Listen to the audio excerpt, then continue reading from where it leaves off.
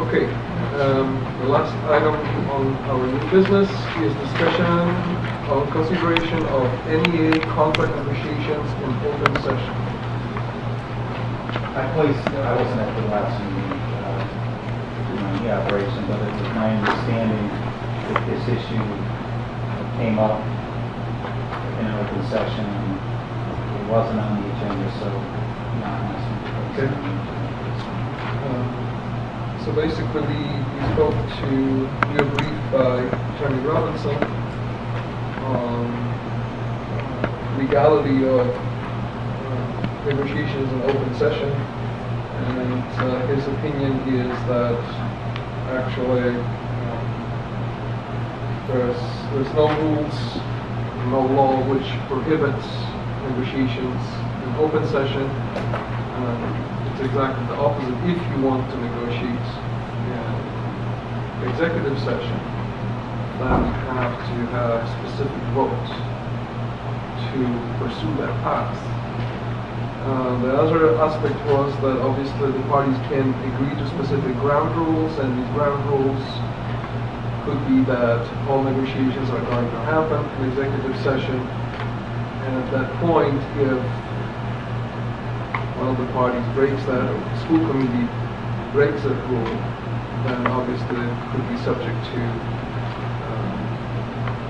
some filing with labor. Unfair labor practice. Correct, unfair labor practice. And we know that well, for other reasons. But anyway, so basically, it's our discretion how we are going to proceed with the contract negotiations. My rationale for talking about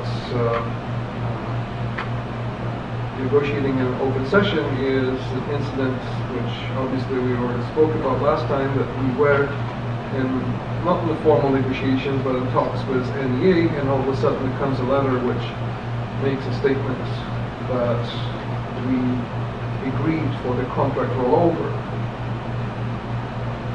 As I said before, and I will repeat it again, it's a complete lie, and everyone who was in the room on our side agrees that we never made even any promise or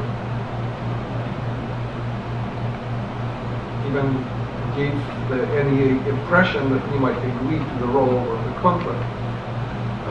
So when we start like this, now what is the hope for negotiations in executive session where all this is going to happen and behind closed doors?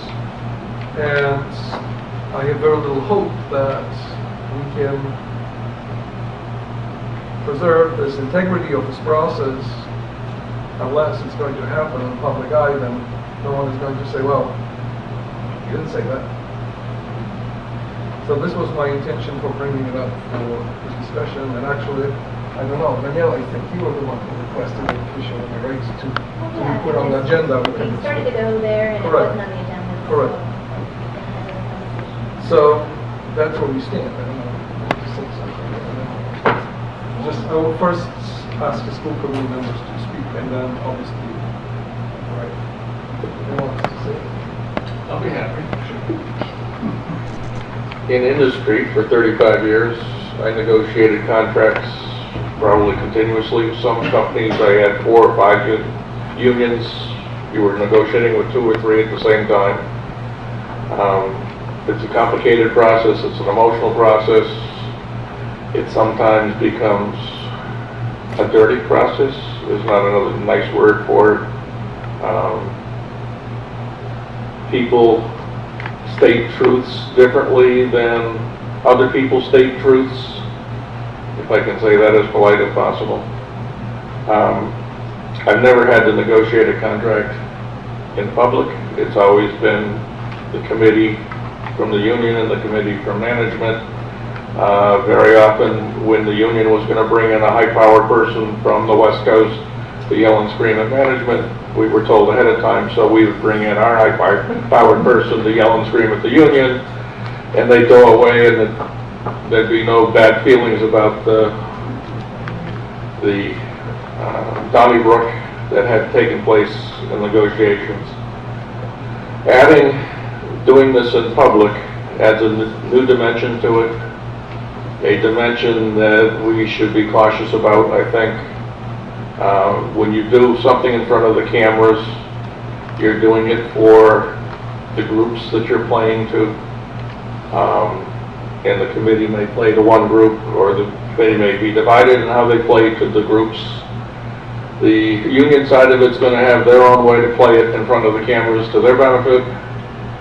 And my major concern is the school committee should, in my opinion, should be focused on the education process in the town of Tiverton, and they should be focused on the students and the outcome and the good citizens we're making.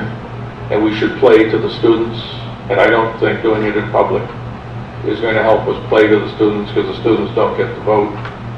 They probably don't understand the whole process. I just have concern that it's going to direct us in the wrong way. That's my opinion. I would just have some questions about how the process would physically work.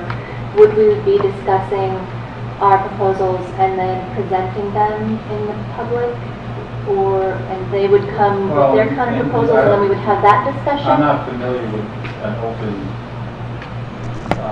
having it happen that way. All negotiations, folks, my experience as a union president, and as superintendent, always been an executive in a closed session. And what happens, essentially how it works in exec or in a closed session is whoever the representative, it depends on how a school committee wants to set it up. Is that there are the representatives of the entire committee versus the entire committee for labor, and you sit across from each other, literally, you have spokespeople, and you have submission of proposals. Normally, you have a meeting just to submit proposals, and that's it. Then you have you agree to another meeting to ask questions about the proposals, and then you counter. I mean, within those, or it's representatives, as Lenny said in his experience. You have somebody who represents the school committee, superintendent, attorney, whoever, does just speak to whoever labor wants. The point is, it depends on how each side wants to set it up, and most of the time, you're talking to each other, hopefully with each other, but then, depending on how much authority someone has, unless it's the entire committee, a superintendent or an attorney, the best he can do is say, I'll bring it back. I think we have some agreement here, but I'm not authorized to sign a tentative agreement. That is to agree tentatively to final approval. Or a school committee may authorize their representatives to have that power. It depends on how the committee wants. So how it would happen in open session, I don't know what it would look like. I would assume you have a lot of people there, not only representing the school committee and labor, but also what you do with the public. I don't have any. I've never experienced it. I mean, I would assume the rules of the school committee, Attorney Robinson told us, for speaking, would apply. The chair would not recognize, are you going to take public input on something? The committee would have to determine if you were going to have it. I mean, those are all questions that would have to be determined prior to even going that route. In other words, if the committee wanted to say, if this committee wanted to do it in open, a lot of discussions would have to be had prior to it occurring, so there'd be some rhyme or reason for trying to accomplish. Negotiations themselves, it can be heated. People say bad things to each other sometimes, hurtful things to each other in negotiations. Other times it's very productive, very professional. It just depends on the parties involved sometimes. And it can go from really, really intense to very not intense, just the opposite of the spectrum.